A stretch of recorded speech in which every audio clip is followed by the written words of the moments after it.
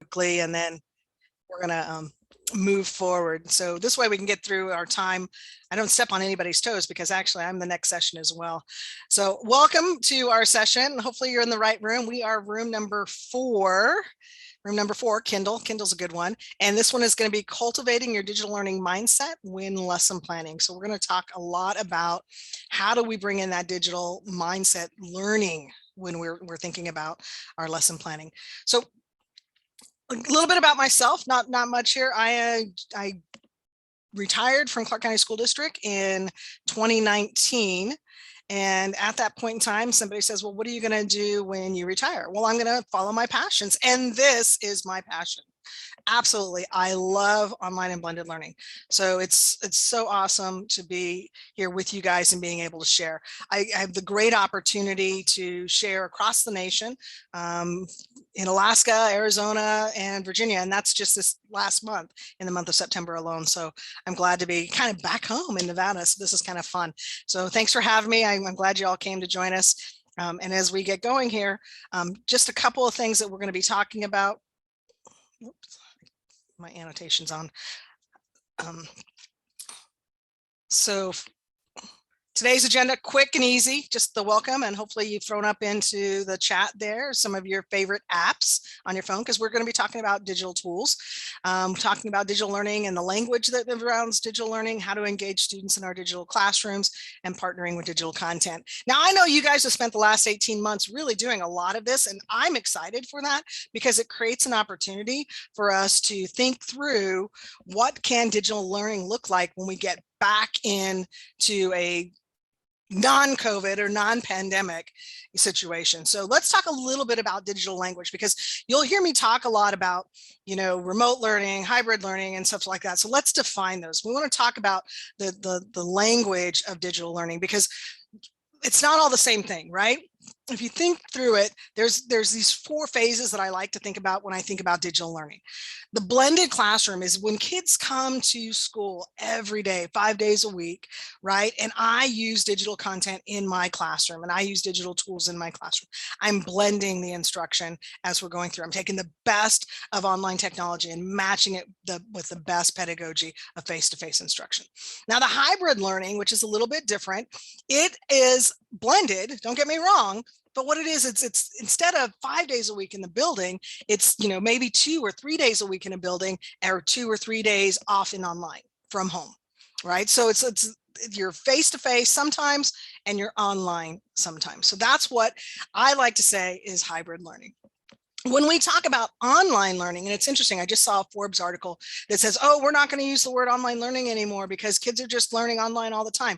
And well, I hate to tell you, when I think of digital learning and the online definition, that's a kid that's 5 days remote, 5 days completely from a distance, learning completely from a distance. So like Connections Academy, the Nevada Learning is Academy here in Nevada, so online, completely online, no 8 to 5, or 8 to 3 schedule, but it's completely online. They may have what we call, in a moment we'll define, they may have a synchronous or a webinar that they have to go to, but it's completely remote. Now, and when I say the word remote, that's different, because we all ended up in an emergency remote situation.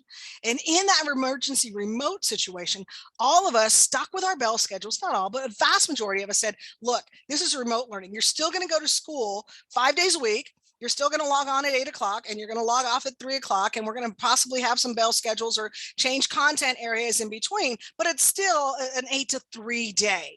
You're just remote. Where that online, I can learn anytime. I can learn at 2 o'clock in the morning, 3 o'clock in the morning. I might have a webinar or 2 during the day at a certain time, but not a whole scheduled day. So that's kind of my definitions of digital learning. Now, 2 other words that I want us to think about are synchronous and asynchronous.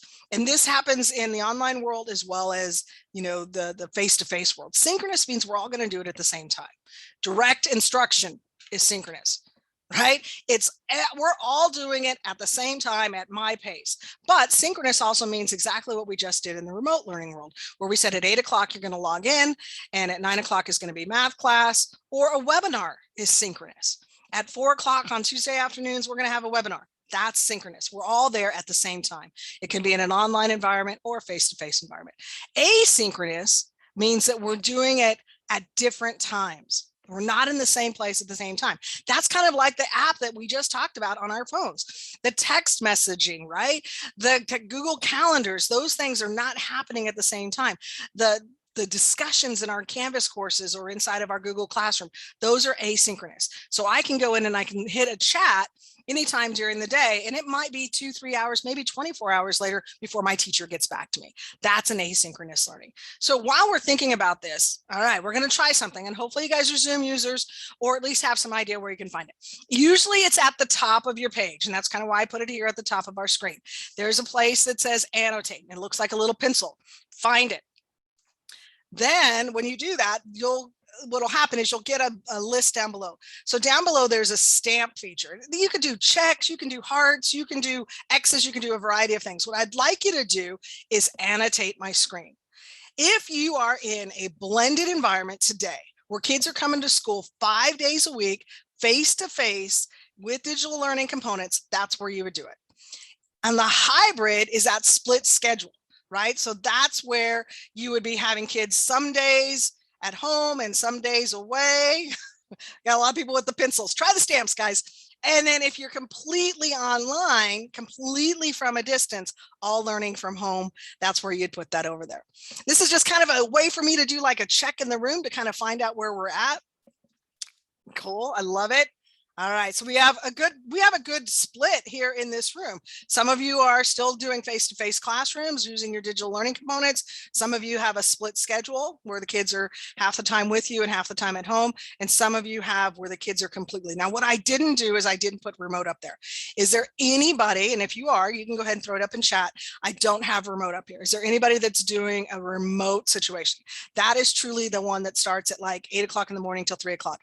Okay, Christine, you just said yes, you are, right? I have a client in Virginia I'm working with right now, and that's what they're doing. I'm helping them build a remote program. Remote program is at MVLA. Yeah, exactly. I heard that they had changed administrators, and so some things had changed over there as well. They used to be a little bit different. All right, guys, I am going to clean out the annotations. So I will come back and we'll get another time to write on the screens. As you can see, some of you act some of the same ways that our kids would do. So I'm going to clear all, and we're going to move on. Thank you, guys. I appreciate the opportunity to get a little bit knowing about our audience. Okay, so this is where we're going to do our first breakout room. Y'all told me some ideas of what's going on, but I want you to talk to each other. I'm a big fan of talking to each other. So we're going to go into a breakout room. There are about 45 of us. So let's go ahead and do 10 breakout rooms will work. 10 breakout rooms to talk about what's going on in your school. So I'm going to give you guys, I know it says 10 minutes here. Let's make it 7. So currently it's 3 minutes after the hour. We'll come back at 10 after the hour. So Tina, you're going to set me up. We're going to put 10 breakout rooms together. You guys are going to go and talk about what's going on in your school right now, what kind of program you have, what's going on in your classrooms. It's a great opportunity to hear what other people are doing, right? Hear what other people are doing. All right, we'll see you guys in about 7 minutes. We'll see you guys in about 7 minutes. So again, you should get an invite. It says you're going to room 6 or 8 or 10.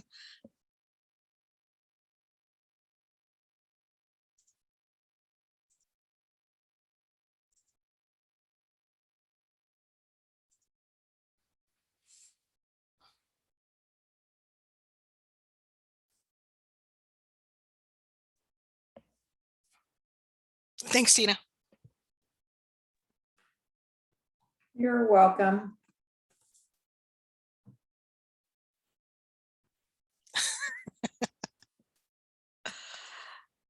It's always a catch-22 to let the annotation go.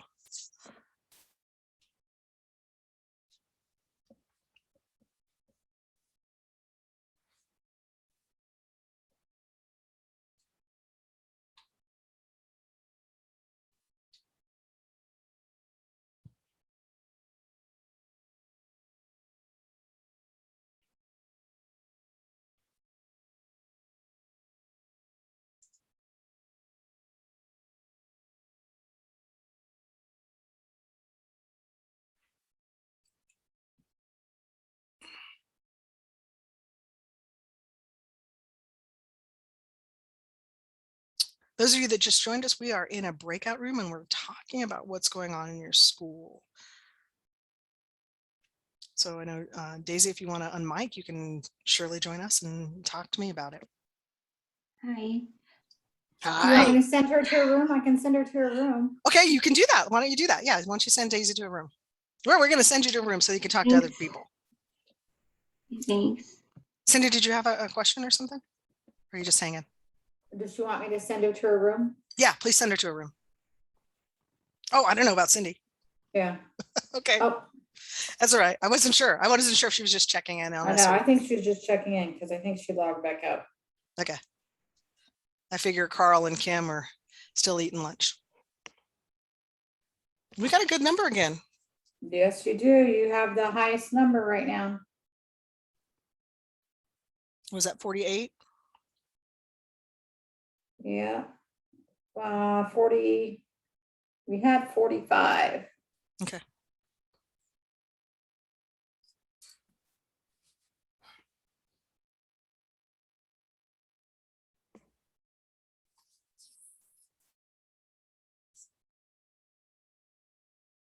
I'm gonna try to reassign a couple of them, see if they didn't pop in to their room.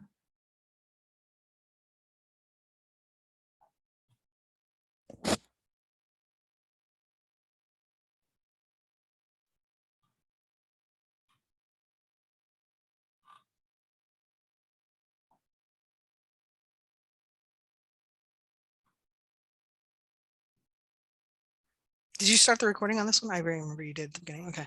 And Yep, then, yeah, I like I did. said, if you send it to me, I'll edit all this part out. I'll just, because what'll happen is somebody will start watching it and they're like, I don't want to listen to Kim and Tina talk. I'm gonna send Janie an email right now and tell her to send it to you. Yeah, if she does, I'll just edit it.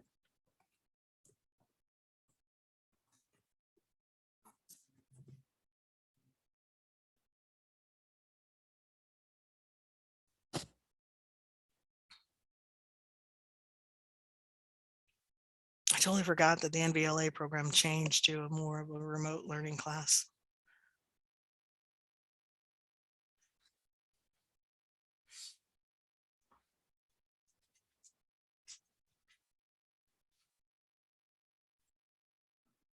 I know when I did it, we had to like meet with the kids once or twice a week, I think. Yeah, you just do a webinar, you Mhm. host, a couple webinars a week. And I think we used Centra, we did. right? Oh my God, my favorite jacket is a Centra jacket. I absolutely love it. I got it in the Boston when Joan and I and Allison went to a Centra conference in Boston. They gave jackets away, and I still wear it today. And that's probably 20 years old.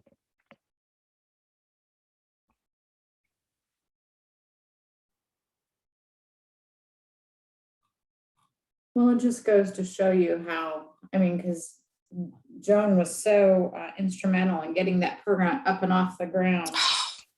She Right? was. She's so smart. I tell Very you, I just visionary. love her. Yep. Hey, give them the 1 minute. I know I've been, I appreciate working for her. Yeah. Yeah. Welcome back. Welcome back. Hopefully you got an opportunity to chat to some colleagues and commiserate. No, I'm not want to say commiserate, but celebrate together. Because I know this has been a really tough year. It's been a last, almost tough 2 years.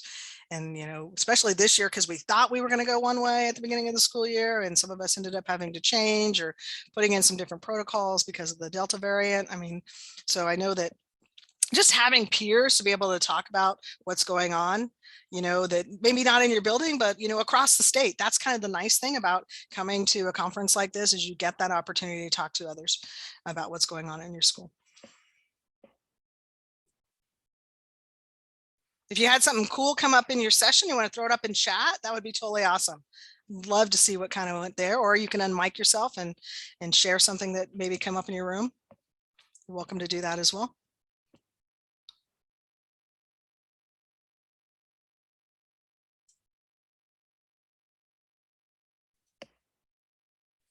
Welcome back. Welcome back. hopefully you had a great conversation. Like I was saying earlier, I know some of you got here, earlier, and I said, if there's something cool that came up, you'll want to throw it up in chat. I noticed that Tina just threw up the attendance link as chat. I didn't say this at the beginning, but I should have. If you stick with me at the end, I'll give you the link to the slide deck so you don't have to take notes. Really what we want to do is we want to participate and be able to engage with each other. And so we'll have more breakout rooms, and we'll probably write on the screen more too. I love that Christine put over here that some students are tired of online and they prefer being engaged live. Totally agree. I totally agree. Yeah. And see, there you go. We got another one who says the same thing. And you got to remember, we've been talking a lot about the social emotional learning of students, but we also have to remember to take care of ourselves. So I'm always going to remind our teachers that you guys are the heart of the classroom and that what you do matters most. And so when we talk about students and what they're going to do in the classroom and how they want to move forward, it's really helping you to think through how can we engage them, because that's what they want, is they want to be engaged. These whole TikTok challenges and the crap that we're hearing about, that's because they're bored. So we want to start thinking about how we can engage them in different ways. So today what I want to talk about is exactly what we were just saying there. Engaging the learner, right? And there's a variety of ways that we can engage the learner. So I'm going to talk about web's depth knowledge. That's my background. I know it's probably not some of yours, so I throw this slide in here every time to kind of help people understand. Web's depth of knowledge is, if you think about the low level part, I'll say DOK level 1 and 2, you'll hear me say that quite often. We get stuck in that recall and skills and concept areas. Or if you think of Bloom's taxonomy, it's that remember, understand, and a little bit of apply, because some of that apply gets into strategic thinking or extend, in DOK level 3.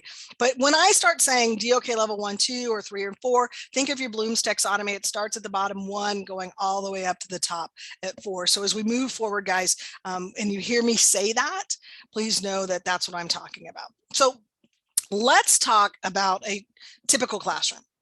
And this is, and I'm saying typical prior to pre-pandemic, okay? I'm not talking about what's going on now, because there's a variety, as we saw in our annotated slide, variety of things going on. But in a typical classroom, if we go back 2 years, even in 2019, let's go there, the teacher was doing all the instruction. They were doing direct instruction, a lot of DOK level 1 and 2, a lot of that low level Bloom's taxonomy. And like we're seeing over here, I know that you guys are frustrated. Even then you were tired and frustrated because you couldn't get the kids. It was hard to get the kids beyond DOK level 1 and 2. But then we think about the students, and here's the poor students. They were doing a lot of skills development and practice, doing a lot of worksheets, doing a lot of the problems in the back of the book, right? They were bored and frustrated. And those poor kids, and we have a lot of them that were absent. Right? If we were the only ones delivering the instruction, or DOK level 1 and 2, then when they were absent, they had no way to fill those gaps. So they became frustrated. I don't know about you. Does anybody see a correlation between the students, the teachers, and the absent students here in the typical classroom? It's one word. If you got it, throw it up in chat. What are you seeing that goes across the board here?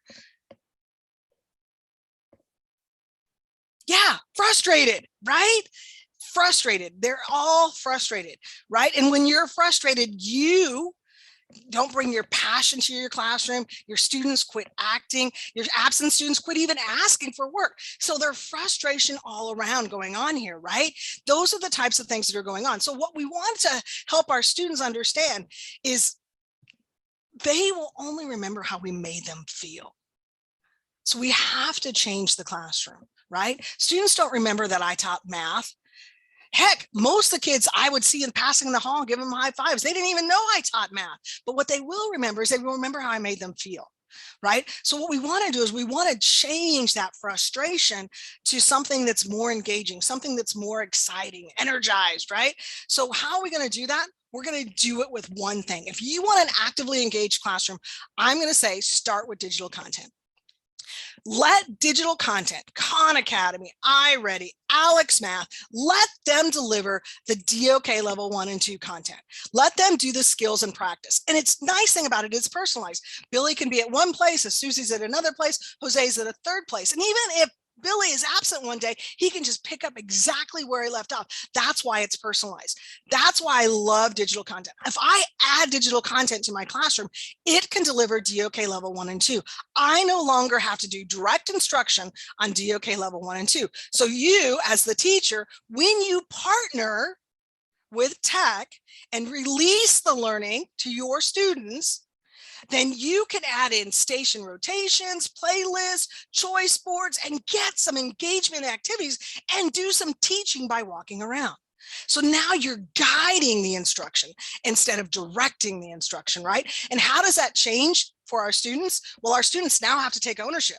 They now have to self-manage, right? And we use teaching by walking around to make sure that they're hitting their DOK level 1 and 2s. And we use playlists and stations and choice boards to push them to those higher levels of 3 and 4, so that they're doing the 4 C's and dealing with the habits of mind, so that they're pushed to higher levels. They're not just stuck in worksheet, or in this case, they're not worksheets, but we don't want to keep them in digital content just doing skills and practice. We can push them higher with other ways of doing it. And what happens with our absent students is they get continuous learning, right? Because the tech, they get to pick up where they left off. Their peers get to pull them up when we do small groups. And our teachers, because we're walking around, teaching by walking around, they can push them up so they get caught up. So what happens by adding that one ingredient into our classroom? Everybody's energized, right? Everybody's energized. Everybody feels that they have a voice, feels that they have choice in the classroom. They want to be there, right? We're not tired. Our students aren't bored, and our absent kids aren't frustrated. They're all energized with that one addition of using digital content. So let's talk about the CIA of blended learning. You're going to hear me talk about the CIA of blended learning, and I use the term 1/3, 1/3, 1/3 balance. So when we say CIA, I'm talking about curriculum, instruction, and assessment, and it looks a little bit different in the blended learning. So let's define blended learning for just a moment. So blended personalized learning, and notice I use the word personalized in the middle of that, because it's not just blending. What I really want to do is I want to personalize the learning as well. What we want to do is we want to take your heart, right? The wisdom and the relationships that you have with your students. You know your students better than anybody else, right? You know the standards better than anybody else.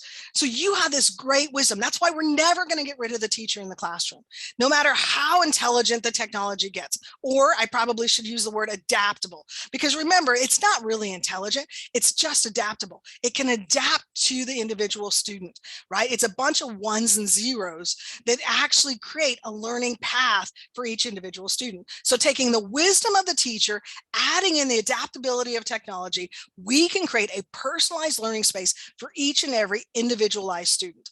So when I say 1/3, I'm going back to those icons, the tech icon, the teacher icon, the student icon. So I'm saying 1/3 of the time we need to release to the technology, right? 1/3 of the time releasing to the technology, 1/3 of the time we carry, and 1/3 of the time we release the learning to our students. So having this balance, and I don't mean this is every day, this is over a unit, a course of study, right? You want to think about that balance. When am I releasing to digital content so I don't have to do all the direct instruction? And right, when can I release to my students so that they can get to those higher order thinking and I can do teaching by walking around, but I'm still guiding the learning with my playlist, my small groups, my choice boards, right? I'm still guiding the learning with my Canvas or my Google Classroom. I'm still guiding the learning, right? But if you look at this equation, 2/3 of the time you get off the stage. And that's when the great things happen. That's when you can build relationships and you can do teaching by walking around and helping students who need the help and encouraging students who need that encouragement. So think about thirds. Now, I put this in a triple Venn diagram, and when I talk about the CIA of blended, I don't just talk about curriculum, instruction, assessment. I have these qualifiers in front of them, right? I talk about digital curriculum, right? Partnering with digital curriculum and guiding instruction and authentic assessment. So a little bit different than when I just talk basic curriculum and instruction and assessment. Because when I talk about assessment, I'm not talking about tests and quizzes, because tests and quizzes can happen up in digital curriculum. Tests and quizzes can happen up in guided instruction. But down in authentic is where I really want to push those kids to DOK level 3 and 4, or what we like to say, the top of the pyramid, right? So how do we get those students there? So I use this triple Venn diagram. for tech, teacher, and student. Today, this session is all about tech. I'm going to only focus in on the tech. I do lots of different webinars on lots of different subjects. Matter of fact, at the end of this session, stick with me. I'm going to show you 12 different webinars that are going to happen this school year that you can attend. And matter of fact, you can take the learning and apply it in your classroom and get additional credit units, right? So today we're going to focus in on tech. And I had a question over there that says it's coming. It is. We're going to teach our kids about getting on. So when you start planning, and I don't mean a lesson, I'm talking about a unit of instruction. What you do is you take your wisdom and you think about, okay, what's in the standards and what's the depth of knowledge I need to know? And where do I know, this is where your wisdom comes in, over years of practice, where do kids normally have misconceptions? Do I need to pull a small group? Do I need to bring in some additional hands-on manipulatives? Do I have additional videos that I can help for kids that are maybe absent, right? And how can I stretch the learning? How can I get the kids to do the 4 C's, like communicate, collaborate, critical thinking, and creativity, right? So those are what we're thinking about is when we're designing instruction, when can I release to my digital partner? And I'm going to give you a whole list of lots of different places where you can get digital partners, right? And when can I release to my students via a playlist, a choice board? And stick with me, because in the next hour, I'll actually talk more about student-centered learning. This hour, we're talking more about digital content. But when can I release to that, right? Because I know my depths. I know the misconceptions. Sometimes I know when I should do scaffolding, right? Thinking through, sometimes, yes, it is direct instruction because maybe the digital content isn't strong enough. And so there's different places that we want to think through when you're planning your unit. And notice our depth of knowledge. Release the low-level stuff to digital content, right? And push your kids, notice the third over there by our students, to a higher level, because we can only set up playlists and projects at DOK level 1 through 4. We can set it up, but we can't get the kids there. They have to take themselves to that level. All right, so let's talk about digital content. What I love about digital content is it personalizes the learning, right? It gives students a place that they can be at a different place at a different time. In this picture, we see 4 different students, and I can guarantee you maybe 1 or 2 are on the same page. One might be watching a video, one might be on a Google Doc, one might be doing a brainstorming, because those 2 little boys on the backside there look like they could be using a Jamboard, right? But when I release to digital content, it's usually aligned to standards. It's usually spent lots of money to make sure it's engaging, drags and drops and bells and whistles. And that data is so important. That data coming out of the digital content is not only for you, but also for your students to track. And that's where you come up with that question that came up in chat, is how do I get my kids to take ownership? You have your kids start tracking their own data, setting their own goals, right? That becomes important, because then they start taking ownership of their own learning. I just did a session on ownership. You guys can catch the recording later. All right, so let's talk about the difference between content and tools, because oftentimes people are not clear. They just say digital tools, digital tools, digital tools. They're not all digital tools. Digital content is something that comes full. It's full of math, it's full of science, it's full of English, it's full of social studies. So your Khan Academy, your iReady, your Alex Math, your CK12s, they come full. They already have content in it. It could be even a video like Crash Course on YouTube. It's full of content, right? Digital tools usually come empty. They're used to create and organize and even manage, like Google Classroom is a tool. Canvas is a tool.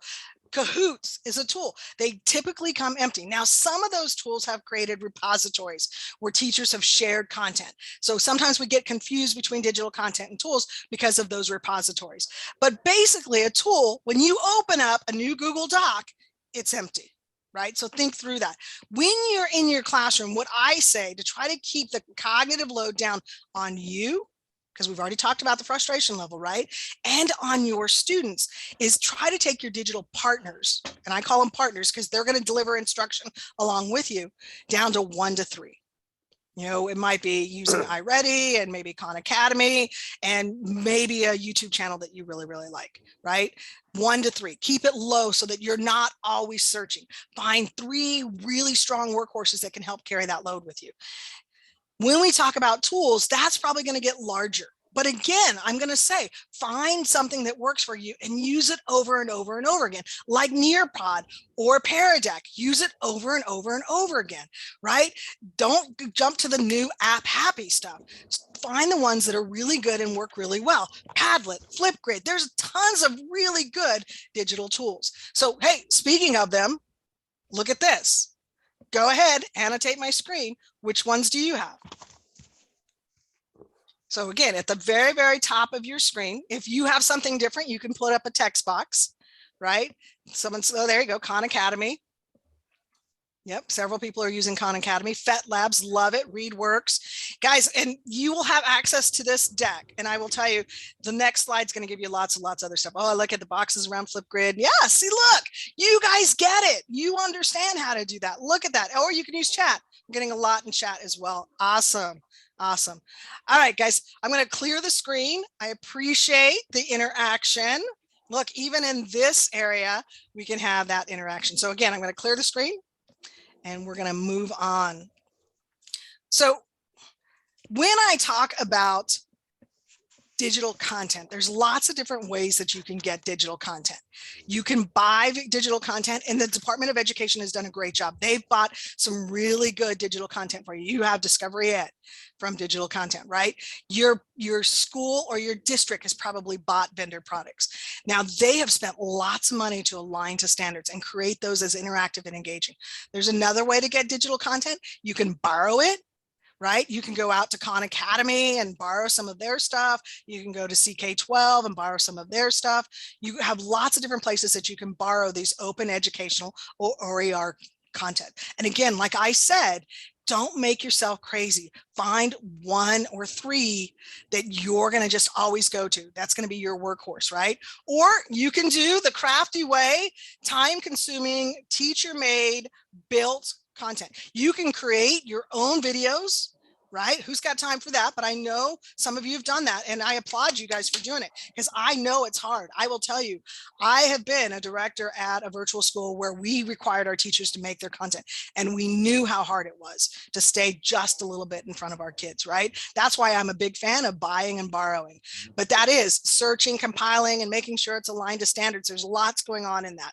So a moment ago, I did tell you that there's lots of different apps and softwares.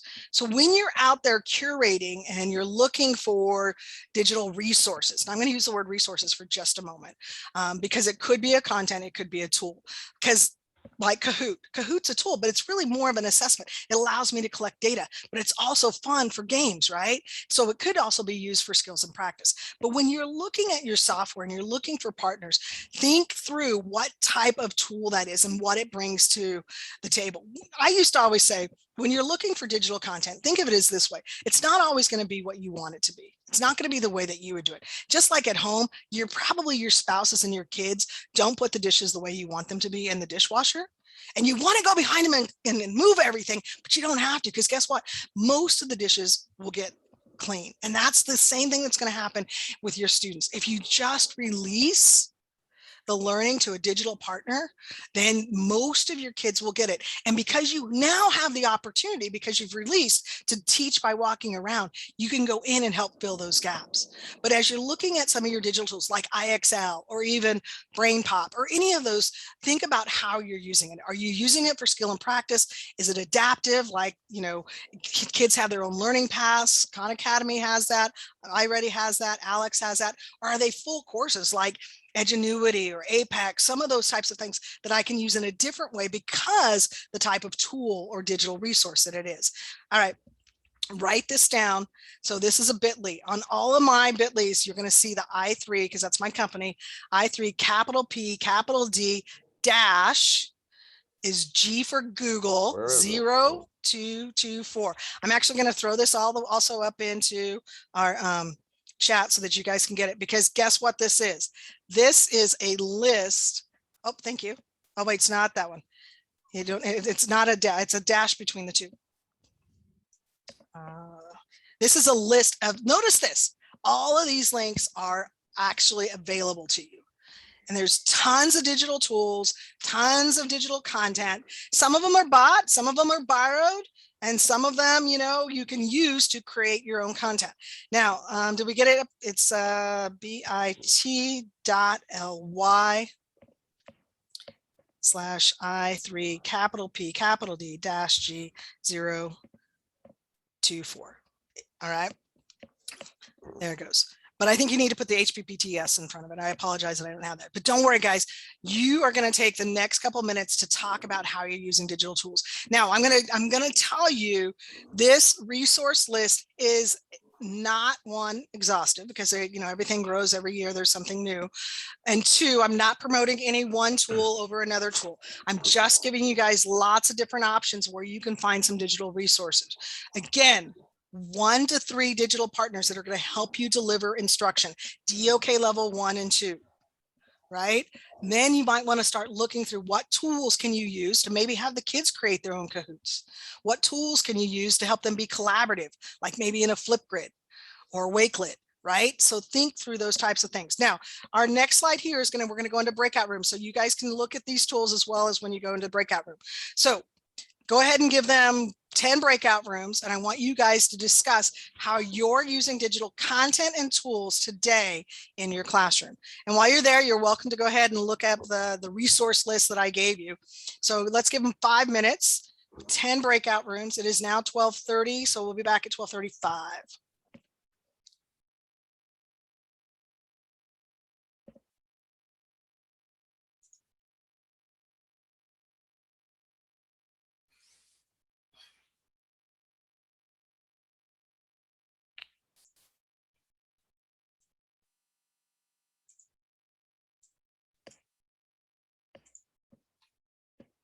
There we go. HTTPS. Thanks, Tina.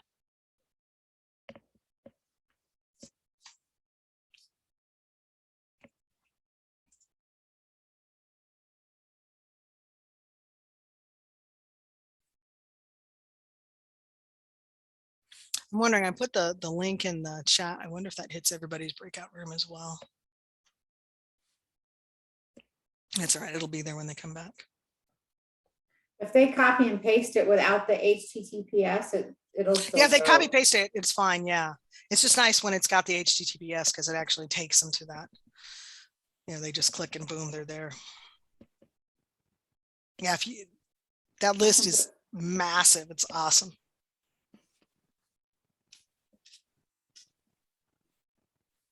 I can put it back in when we come back. I got it there. I put it in the chat. We're good. We're out of here at 45. Okay.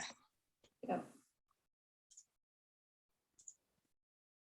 And I only created 9 rooms because a few of them don't participate. So that way, yeah, there's still not more than 4 people per, or on average 4 people per room. So yeah. Actually, when you get to 5 in a room, it sometimes gets clunky. I prefer a 3 or a 4, because sometimes when you send it with a 2 and somebody doesn't show up, then it sucks. Exactly.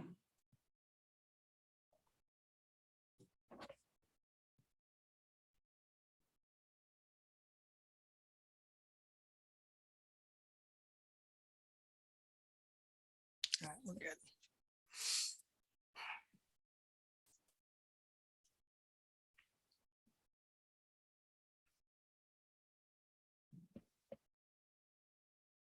So you've been retired for a little bit, yes? 2 years. Nice. Yeah, 2 years. It's been fun. I mean, and the consulting's going well.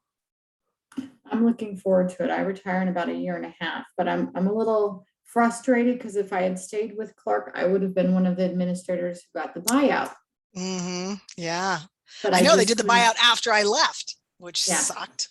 I couldn't Stand stay it any longer. Well, that's where I'm at. I mean, I bought 5 years so I can get out because I was so frustrated. After Joan left, I just got really frustrated. Hey, go ahead and give them a minute.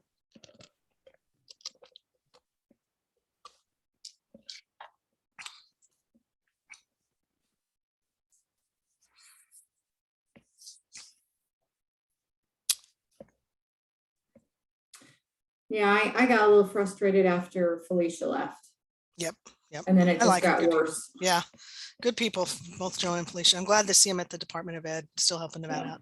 Welcome back, guys. Hopefully you got an opportunity to talk to some of your peers about what's going on in your digital classroom. Hopefully you got an opportunity to see the slide deck that I created for you guys. I went ahead and put the link there in the chat with the HTTPS so that it's an easy, quick click. I will tell you, you will be excited that you came to this session just to be able to have access to that slide deck, because that is an absolutely awesome slide deck that I have built over the years of my 20 plus years in digital learning, right? And my working with lots of different companies and different clients across the nation. So you get a pretty good idea of, what a variety of people are doing. One of my favorite tools is the classroom screen. If you haven't ever used classroom screen, check it out. I would say that's probably one of my favorite tools. I have become a big, huge fan of Google, the Jamboard in Google for brainstorming. Absolutely love it. That's probably another one of my favorite tools when we talk about, bringing things into the classroom and doing those types of things. All right. So you had a great opportunity to talk to your friends. Let's kind of wrap this up. We got about 10 minutes. How do we do this? Well, let's keep it simple, right? First off, determine what your learning priorities are, and then release some of the learning to your digital partners, right? If you want to develop your own content, God bless you, because I know how time consuming that is. But if you can find an OER, or if you have a vendor that can help pick up that DOK level 1 and 2, that low level instruction, so that you can release the learning to your students, I will tell you, they become more engaged because there's more accountability. When there's more accountability, then there's more engagement, because you then get to do the teaching by walking around, right? You get to go around and help the students that need those little helps. So make sure you add in that peer-to-peer hands-on engagement. Like I just talked about, the brainstorming using Google Jamboard or using a Flipgrid, right? Add those types, and kids don't have to use your Kahoots, have them design their own Kahoot quizzes, right? Those are fun, and then you can trade with each other. So try to plan with balance in mind. It doesn't have to be like this station rotation, but it could, right? Or it could look like a playlist, or it could look like a choice board, or it could look like 5Es. There's lots of different things that you could do to try to keep this simple. Now, really, I'm all about cognitive load. Keep your cognitive load down. Don't feel like you have to always go searching for something. Find 1 or 2 things that really work for you and use it over and over and over again. Because not only are you keeping your cognitive load down, you're keeping the cognitive load down on your students as well as their families. So if you really like Kahoots, then use it in lots of different ways. If you really like Pear Deck, use it lots of different ways, or have the kids use it as well. See about how many different ways you can bring something in so that you can keep it simple. But the goal here, again, is 1/3, 1/3, 1/3. A third of the time, students are learning individually, personalized learning, DOK level 1 and 2, low level stuff on a computer that can carry some of the instructions so that you can do some teaching by walking around. A third of the time, you're going to guide the instruction. Sometimes that's a Socratic seminar. Sometimes it's direct instruction. Sometimes it's a playlist. Sometimes it's small groups. And a third of the time, you're going to release to your students. And think about releasing in a peer-to-peer situation. Think about how you can use quiz trade or small groups or group projects, right? That really should be a student release. Don't think of your technology. That's an individual release. That student should be all students. So think through, how can I release to digital content, and how can I release to my students? And releasing to your students is a great way with tools, right? We've already talked about lots of different tools that you can be using in the classroom to release. So here's the deal, guys. When you're planning a unit, really think about starting with digital content. Where can I find a partner, right? Think about when you're in college, man. You knew that you wanted a partner in life. You wanted somebody to help carry the groceries in, somebody who was going to mow the yard, right? Somebody that was going to be there for you. Think of your digital partner, somebody who's going to be there for you. What topics, ideas, knowledge, vocabulary, assessments are already in that digital partner you won't have to carry? But the cool thing is there's lots of data there that's going to help drive your instruction. So then you could say, look, inside of there, I know what's inside there. I know when I can release the digital partner, but I know that my standards go to a higher order level. So I'm going to have to design something or instruct something to make sure that it's the appropriate depth of knowledge in the standards. I'm going to get time to be able to do some teaching of walking around by handling with the misconceptions and the scaffolding. And I'm going to use project-based learning, or I'm going to use playlists, or I'm going to use choice boards to stretch and push those kids to DOK level 4, where they're working peer-to-peer in collaboration, communication, creativity, and critical thinking, or what we like to call the 4 C's. Now, guys, again, don't worry about taking notes because this is all in the slide deck that I'll show you in just a moment. Now, I got a quick question for you. Go ahead and annotate the screen. If I gave you time to implement this in your classroom, let's say we did a webinar just like we did, and then I said, go out and design a lesson, implement it in your classroom, reflect on it, and you can get some PD or professional learning credits. Would you be interested in doing that? Oh, look at all those yeses. I love it. I love it. Guess what? I just contracted with the State Department of Education to do exactly what we just talked about. I'm going to be doing webinars every 3 weeks and then follow it up. You can just come to the webinars. You don't have to do the workshop. But those people who are interested in the workshop part of it and want to take it a little deeper into their classroom and actually apply all of this into their classroom, they can get some additional credit. So this is where you can get the slide deck, and let me put it up here in the chat so that you have access to it. Right. So this is, whoop, that's not it. Well, I'm in the wrong place. So the slide deck is NDE for Nevada Department of Education, S002. That's for the slides 02, or my second section. There you go. I'm sorry, I put it up in the wrong one. You have access to it. So what you can do is it hasn't, literally this went through the school board on the 30th. So it's not actually up yet in the calendar, but it will be shortly. Notice what we have here is 12 different webinars that you can go to, and you can just gain the knowledge. And you can get an hour credit by going to the webinars. They're going to be held on Tuesdays at 4 o'clock, right? Then if you want to spend the time to do the full workshop where you implement this in your classroom and reflect on that implementation, you get an additional 5 additional CUs, right? Currently, it's not in the calendar, but it will be coming into the calendar shortly. Just so you know, it should be in there by the end of next week. Because notice our first webinar is basically this partnering with digital content webinar.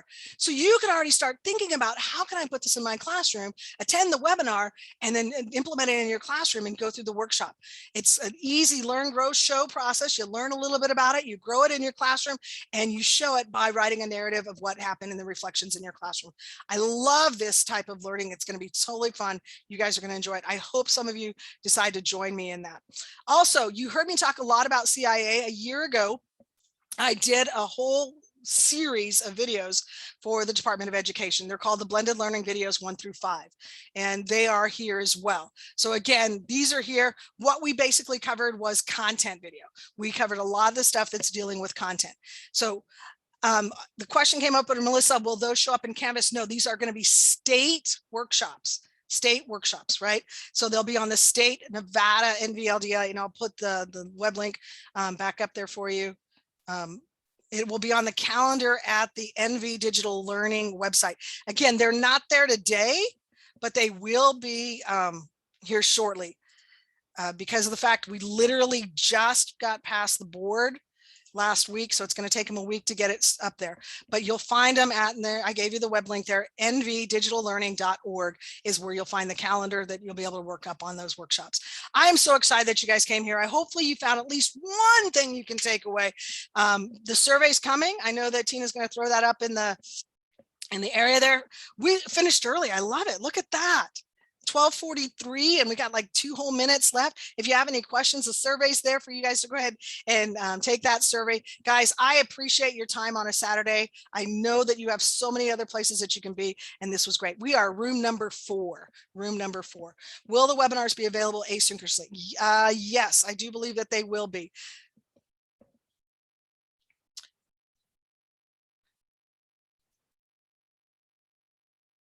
Thanks, guys. Have a great day.